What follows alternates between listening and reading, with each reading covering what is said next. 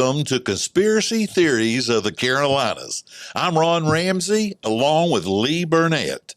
Lee, it's great to be on the show this week. We've got an exciting show to talk about. Tell us a little bit of some of the things that's going to be on this show. Well, thanks a lot, Ron. Today we're going to talk about a local legend, in North Carolina, about 10 miles south of Siler City, North Carolina. Is a little area in the woods called the Devils Tramping Ground. Something I've heard of as a kid growing up my entire life. The same story. Today we're going to look at that story, some reasons for the things that may happen in there, and we're going to take care of a little business as far as what's coming up for next week also. Fantastic. Well, the Devils Tramping Ground is sort of a mystery to everyone. Yes. And, of course, it's one of the North Carolina's famous devil attractions, I guess you should say. It's sort of just quaint, like you said. It's on State Road 1100 Yep. in rural Chatham County, just right outside of Siler City. And it's you can park on the road. The road of course, has a street sign. They say that people tend to steal that sign because it's popular. You can park and walk down to the circle, and it's about a 40-foot circle that nothing grows in it. It's a lot of mystery. There's been a lot of people that have gone looking for the devil, looking for signs. People have gotten spooked. There's lots and lots of stories we're going to talk about. Right. And you've had a personal experience Right. actually visiting there in the middle of the night. I did. That was a really interesting time of around 2015. I was in a local theater production with some people, and we were texting back and forth. What are we going to do tonight? What are we going to do? And they said, well, let's go to the Devil's Tramping Ground. I had never been. So I said, sure, let's go. So, we start making plans to go. And then suddenly everybody backs out. And I'm like, well, you know what? I'll go by myself, just to kind of prove a point to everybody. And so I get in the car and I drive. It's about 2 hours from here, 2.5. And I get there maybe 10 o'clock at night. It's pitch black outside. And what they say about the area itself, there's no birds, there's no wildlife. You don't hear anything. There's no crickets, no sounds whatsoever. It's kind of so you've actually experienced that. Oh yeah. It's very odd. I say sound, but there's lack of sound. Very, very odd. No wind whipping through there. So I drive to the little area that you can pull off, and it's actually marked by some little signs in the road. So you pull off. I was there by myself that night, as I said, and so I take my sleeping bag, my iPhone. The only I was ill prepared, but my iPhone had a little flashlight on it, so I took that, and so I walked about 30 feet into the woods, and there it was. And so I was like, well, I'm just going to spend the night. Now, you were there by yourself. By myself. And so I laid the sleeping bag out, and I laid down. And now this is where it starts to get a little, I'm not going to say I was scared. Either the Roger back there running the controls says I was scared. But what happened was you lay down, and like I said, there's no sounds at all. And so when something does happen, it magnifies in your head 100 times. And you're like, what is that? So I heard a twig snap. And I'm like, what's that? And then you start worrying about what's out in the woods. I'm not worried about the devil running around. I'm worried about what's going on in the woods, or some kind of odd creatures, because I've always read about and always heard about the fact if you fall asleep in the middle of the tramping ground, then you'll wake up outside the tramping ground. If you leave something in there overnight, the next morning it will be out of the tramping ground. That's what the legend says. That's the legend. And so I was like, okay, I'm going to lay here and try to fall asleep. Every little snap of a twig, and then I started to hear, is that footsteps I'm hearing? No, it can't be footsteps. Well, who's walking around? Then I'm thinking, well, I don't know who's walking around out here. I don't know this area. Needless to say, 45 minutes later, I was driving home. And I was, calling had enough already. I had enough. I was calling my friends and telling them that I was headed back. But it is a very strange place. It's got an eerie feel to it. I can totally understand why somebody would, as they say, kind of lose their mind by staying there all night, because you are pinpointed on every sound that emanates from those woods. Well, when I was doing research for this, I found some interesting things. There's a lot of stories that people tell. It's hard to find a lot of concrete evidence, but there's a lot of rumors, a lot of legends Right. going all the way back to the 1600s. A lot in the last 100 years is well known. Now, North Carolina is famous for the devil.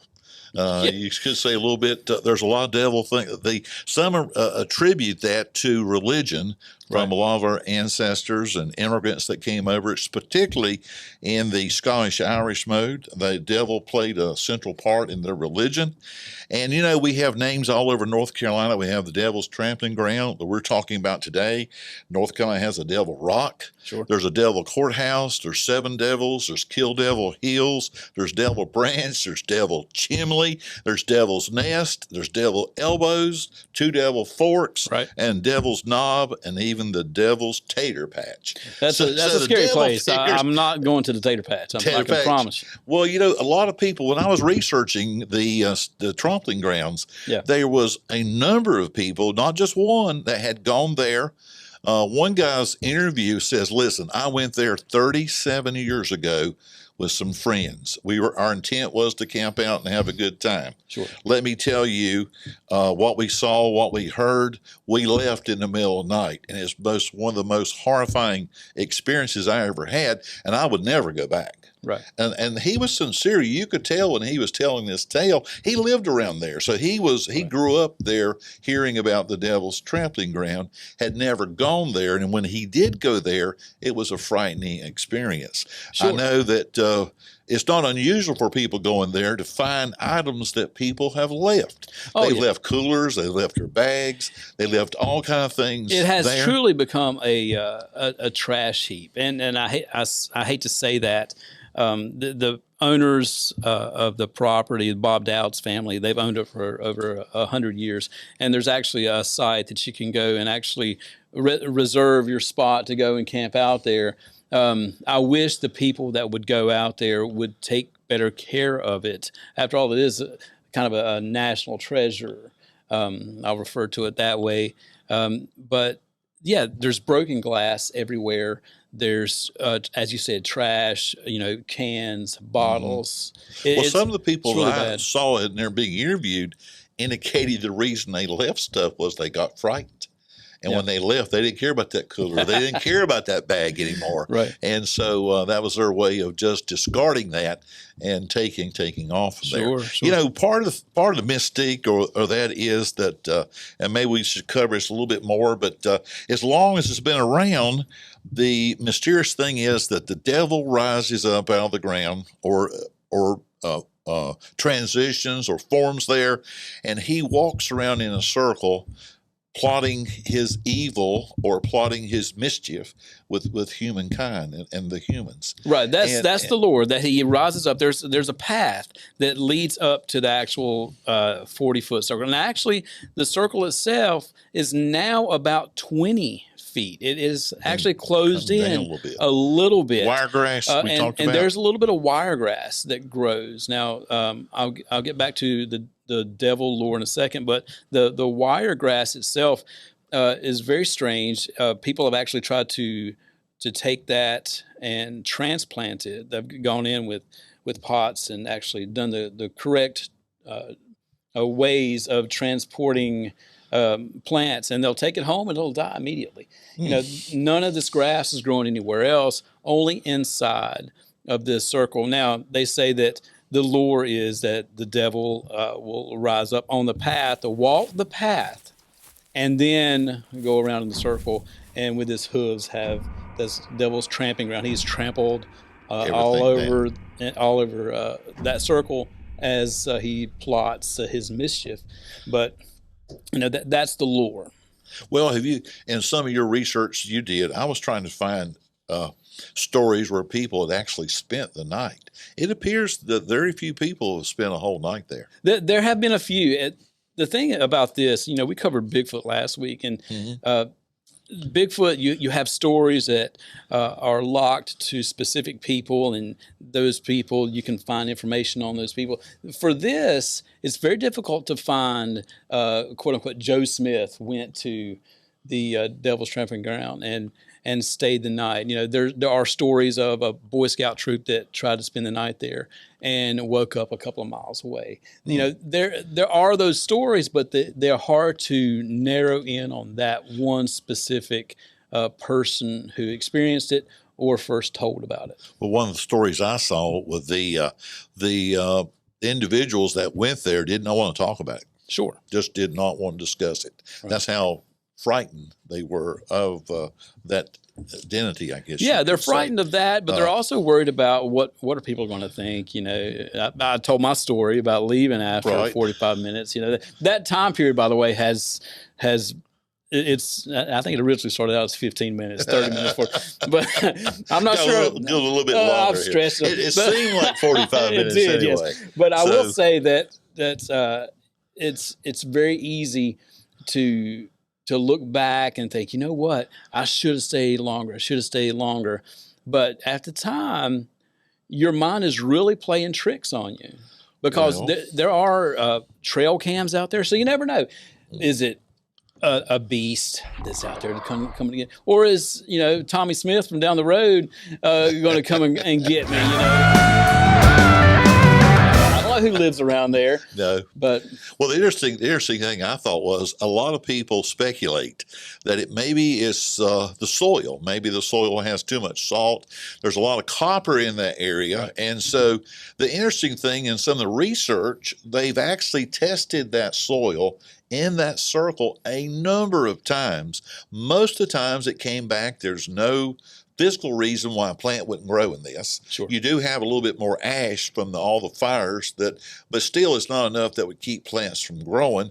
And only one report I saw came back from the North Carolina Department of Agriculture, said it was a little bit high in salt, sure, but they didn't think it was high enough to prevent plants from growing. Right, a salt lick, a natural salt lick that they do show up periodically in different places. But the odd thing about this, it's in that one area, perfect circle. And so why is this salt concentration just in this one perfect circle, that's an anomaly in itself. And they thought it could be copper, and it's been tested. Sure. And they couldn't find any traces of copper that would have been big enough or enough to go ahead and basically cause that issue to happen. So that's the mystery of the trampling grounds, is that nothing grows there. Also, that if you leave items there, you tend to come back. People reported that they would be thrown out of the circle, or they'd be just gone. Right. And I think that's where I ran into some of the items that were left there, the little trashy part that you said. Sure. And, people don't normally live. On one of the videos I saw, there was actually good things. I mean, a real nice cooler and things that people, they were perfectly normal. Right. And people don't really normally go off and leave good stuff. Right. They leave their trash. I'm not leaving the Yeti. Stuff. Yeah, I'm not taking my Yeti. Yeah, I'm not going to do it. But if you're scared bad enough, that Yeti it's not important at all. No, you're right. So I guess that would have a little bit to do that. But anyway, I'd like to, and you were also, we did try to talk to the owners of the land. Now, to be honest with you, everything we can find out is the owners are not crazy about promoting this to people. It could obviously be a moneymaker for them. People would pay to camp there. People would pay to come and visit there, but they're really not pushing that by any means. So they're not trying to create all this lore about the trampling ground, and yet it draws a steady stream of visitors. And all the things I saw on the internet was getting hits. People were looking at it. Sure. And I'd be interested in visiting myself. It's interesting to go down there, and as I said earlier, they have a website where you can go and actually register and tell them that you're going to be there a certain night or visit a certain time period. Is there any charge that you saw associated? They say there is a $10 fee for that. But the problem is that I called that probably 10 times in the past 3 or 4 days, and nobody answers. I sent a few texts. Nobody answers the text. I believe that website is out of date. And it may have something to do with one of the family members not taking part in it anymore. You never know what's going on with the family. I have heard stories where the family is incredibly nice and incredibly willing to allow you to go on there as long as you'll take care of it. Now, again, it's not being taken care of. So that's the saddest part that I see. Now, the family also runs several other farms in that area and on that road. They have several pastures, a cattle farm, and I've called both of the actual farms, and to no avail. Well, in looking at animals, we talked about a little bit before the show. If you take a dog there with you or one of your pets with you, usually you get an experience in which they cower. They stick their tail underneath their legs and they whimper. And they do not want to go in that circle. Right.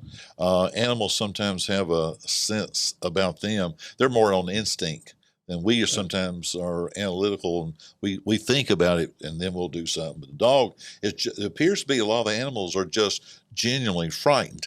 Now, I never found any kind of animal mutations or death of animals or things there. But I found one. I found one. There's a case where someone went, and there's a video actually on YouTube where he actually filmed his adventure out there. First thing he sees is an animal skeleton. That's just a complete animal skeleton. Okay. Now, where did that come from?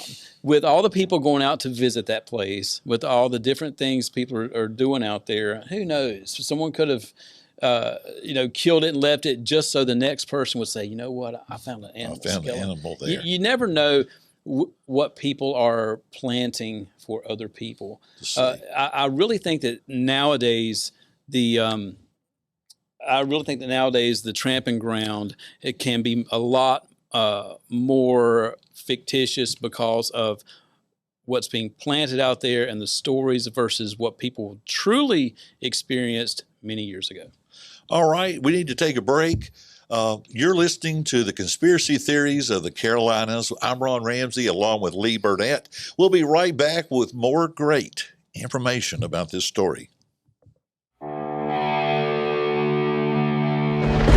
Guitar Wishes, where dreams with strings come true. The area's largest guitar shop and NAMM Top 100 winner, Guitar Wishes of Lincolnton. We carry your favorite Gibson, Fender, Martin, Taylor, and Epiphone instruments. We're an authorized Music Man, Sterling, Vintage, and Yamaha dealer.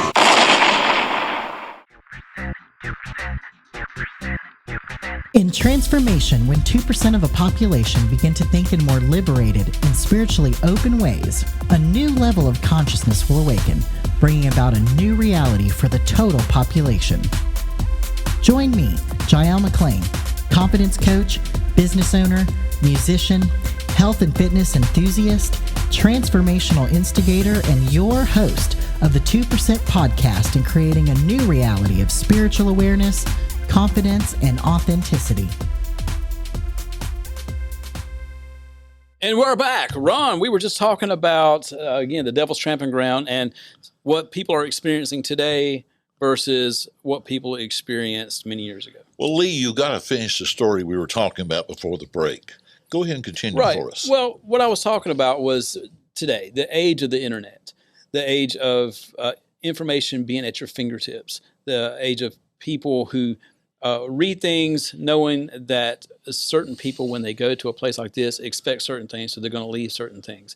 I feel like that people are going to experience a less genuine experience now versus back before the internet. Absolutely. Part of that is in the lore of the actual story, because if you look at the ancient or older literature, of course it's ancient to us, but go back 100, 150, 200 years ago, the expectations of the devil has changed.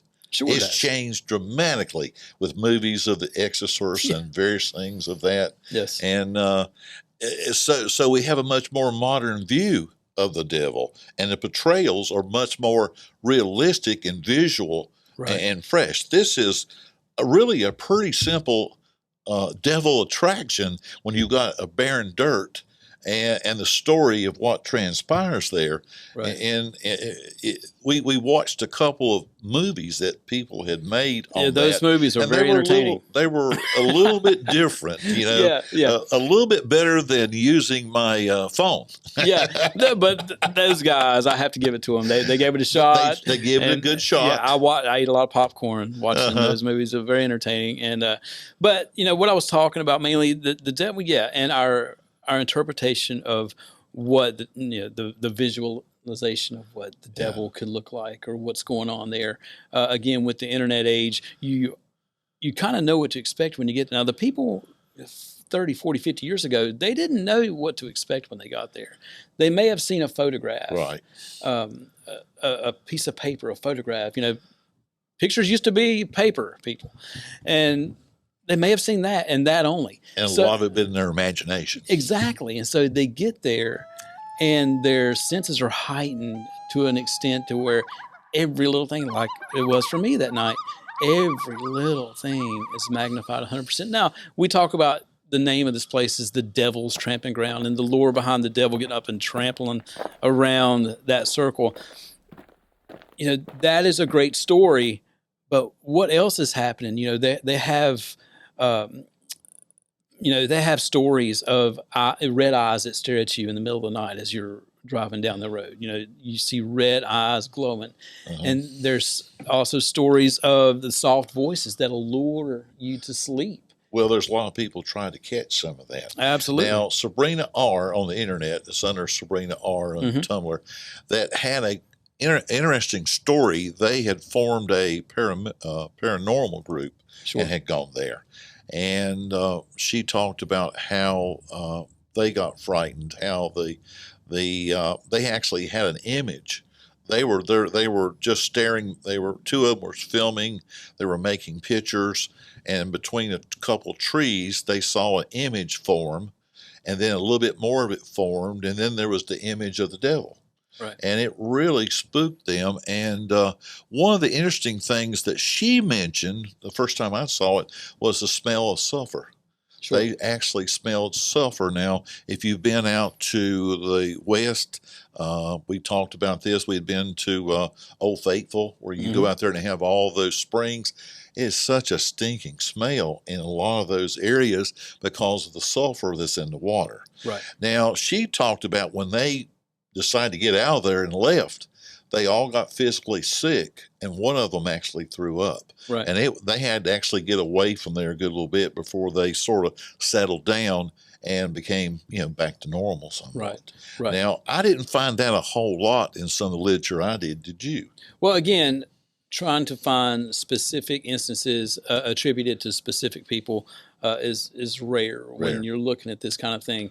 But again, I think that a lot of it could be things that have been put into your head before you go out there. An example would be someone listens to this podcast. They hear what you just talked about, sulfur. They go out there next week to spend the night. They smell an odd smell, and they're going to think, is that sulfur? Is that sulfur? They're going to look at maybe out into the woods and see something. Are those red eyes? Lee on that podcast was talking about red eyes. Is that red eyes? They talked about shapes forming in the tree. So they've got this stuff embedded. And so I think, I'm guessing probably 75% of this stuff is psychosomatic. But what if a little bit of it is actually happening? Now, when you went down the path, was the path itself barren? No. Or in summertime, supposedly there's grass and things you got to walk through. Right. That particular part is not, but it's only maybe 20 or 30 feet off of the road itself. It's not a long path there. I think in a lot of ways the Devil's Tramping Ground is part of American culture's, I guess, fascination with supernatural. Yes. The supernatural legend that the devil is there, and if you go there, you're playing up against the devil. I know I was impressed with some of the people that said they went, And there's all kinds. There's some people allege, we talked about this little. You bring the aliens in, even in Bigfoot. That there's people that think this has to do with UFOs. Yes, that a UFO could have sat there, could have poisoned the ground. Right. And radiation. we're going to be talking about UFOs later on. Now we had experience interesting. Similar to that, but we'll talk about that at a later time. But it's interesting how that has just disrupted people's lives. So can you imagine owning that farm and all of a sudden you have this happen? You got all these people coming out there to see that. You don't want to be accused of, particularly here in the Bible Belt, to be promoting the devil, and actually that's what's the magical part of that, a supernatural part. That's what's drawing all the people. Right, and sure, there's a lot of supernatural excuses or reasons why this is going on, but there's a few that are not supernatural.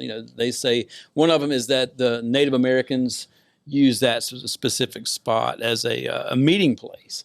And had dances, and the dancing around has caused that.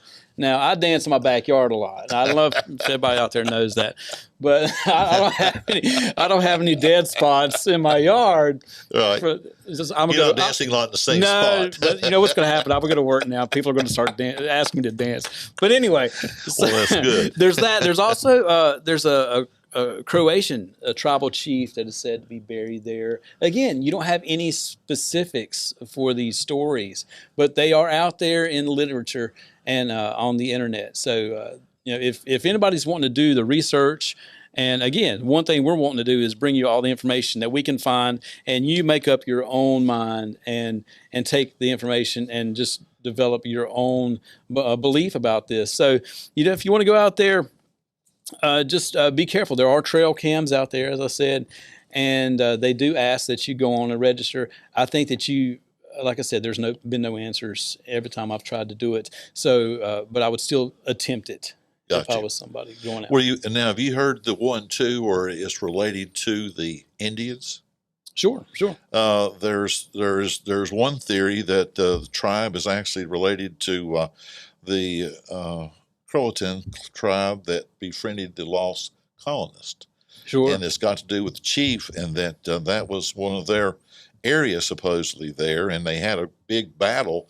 This is just one of the myths about this site. Right. They had a big battle there, and so many people were killed that the blood actually poisoned the site there, and it just does not grow anything. Right, and that's a great story, but I look at some place like Gettysburg. Talk about blood lost in a battle. Yeah. And there's stuff growing everywhere. There's stuff growing everywhere. We were just out at Little Bighorn. Yeah. And that is a awesome battle scene. And you can go see where Custer made his last stand, and just immense lots of death there. Right. And it's all growed over everywhere. So the blood from all those men that passed certainly didn't keep the prairie grass from growing. Right. If you had to, Ron, if you had to take everything that we've talked about, everything that you've read, all the stories you've heard, and give me a determination, what do you think's happening there? Well, obviously it's got some supernatural tendencies to it because of nothing growing there. The legend, usually when you get into something like this, there's something somewhere that happened that caused that to come to the forefront. Now, if you go back 400 years ago, 300 years ago, people were very superstitious. People believed in God. People believed in the devil. And I'm not saying that's superstitious, but I'm just saying a lot of things, everything that goes with that. Right.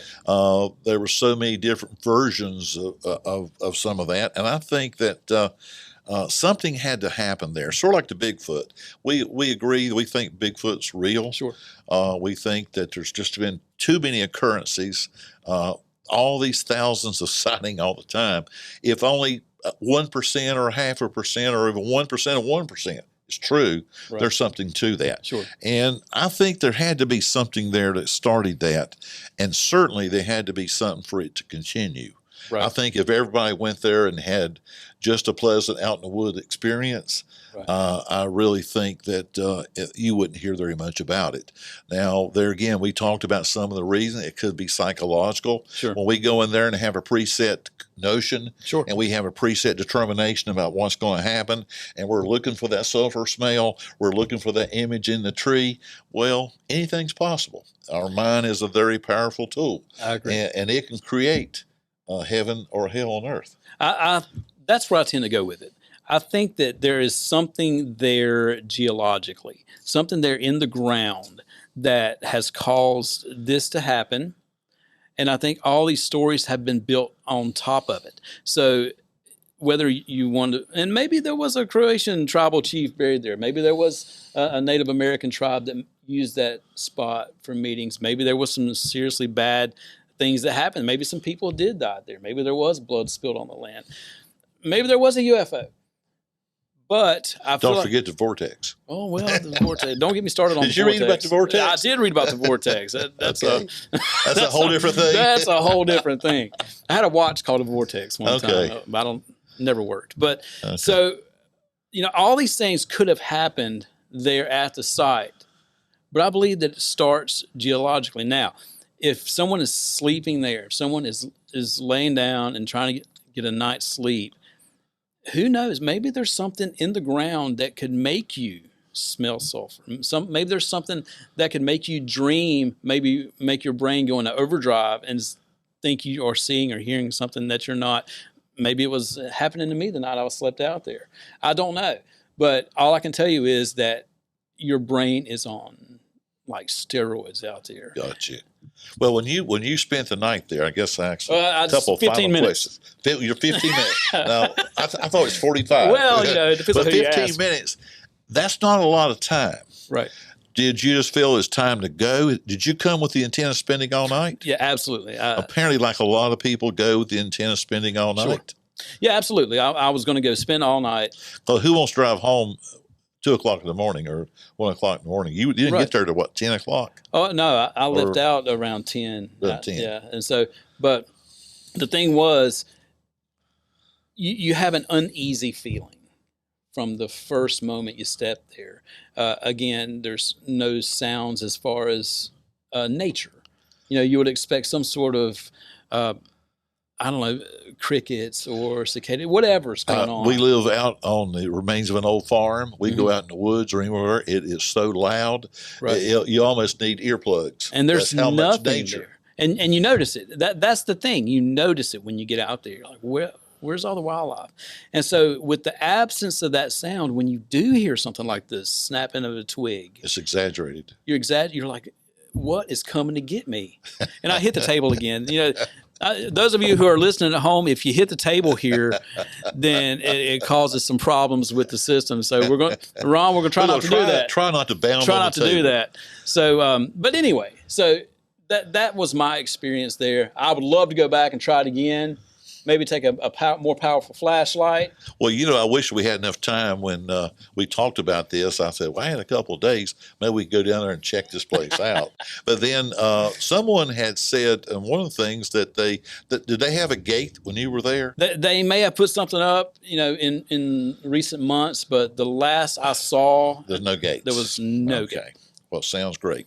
Well, I'm Ron Ramsey, and this is Lee Burnette, and you have been listening to Conspiracy Theories of the Carolinas. We had a lot of fun today as we talked about the Devils Trampling Ground down in Chatham County, North Carolina, and it's just outside of Siler City. The directions, if you decide to go, are easy to find. It'll give you detailed directions, and it's on State Road 1100 in Chatham County, and it says the Devils Trampling Ground Road. Yeah. So it's pretty easy to find. Yeah, you get a picture with the sign. That's probably all you're going to get. I got one with that night. So You did. I took a selfie with my iPhone 3 And or whatever we it hope was. that you've enjoyed that. And did you want to say anything about next week's? Next week, we are going to look at a phenomenon that a lot of people have attributed to the Devil's Tramping Ground. We're going to look at North Carolina and the alien connection.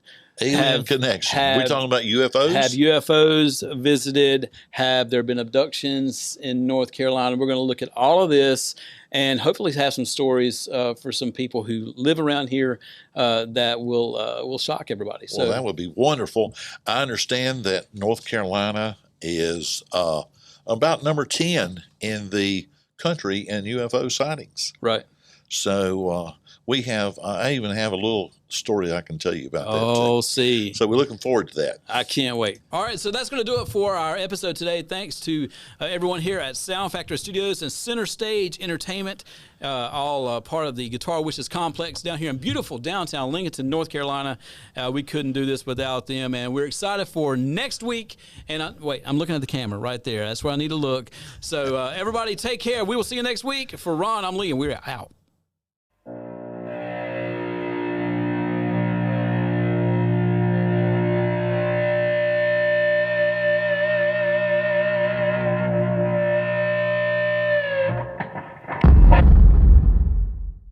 Wishes.